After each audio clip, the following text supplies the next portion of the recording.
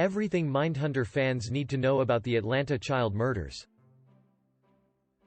Well, I think we can all agree that Mindhunter's second season was disturbing per usual. Aside from the typical ragtag group of serial killers. The show introduced us to the horribly named and absolutely devastating Atlanta child murders, a series of killings that shocked the nation between 1979 and 1981.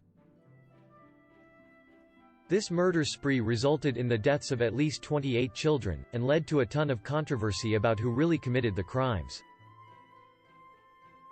Note: before we get into it, please keep in mind that this article contains some disturbing details about acts of violence against children. Proceed with caution.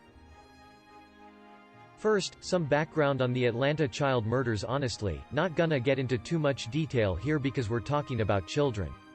But the infamous murder spree started in 1979, when two 14-year-old boys disappeared just days apart. The next few years saw the disappearance and death of a string of victims, mostly young African American boys, who lived in the same general area of Atlanta.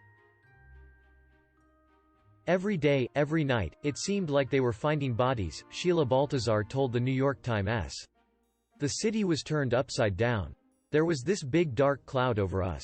And we were just trying to hold on to our babies. So, who committed the Atlanta child murders? It remains unclear. But the murders were attributed to Atlanta native Wayne Williams, who was convicted of murdering 2 adults in 1981.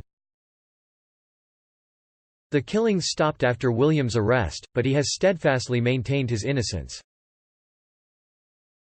Here's what we know. Williams was found near the scene of a suspected body dump. Police found gloves and a nylon cord in the passenger's seat of his car. He failed polygraph tests, and on top of all that,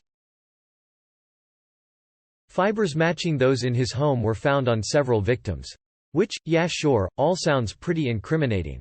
But the thing is,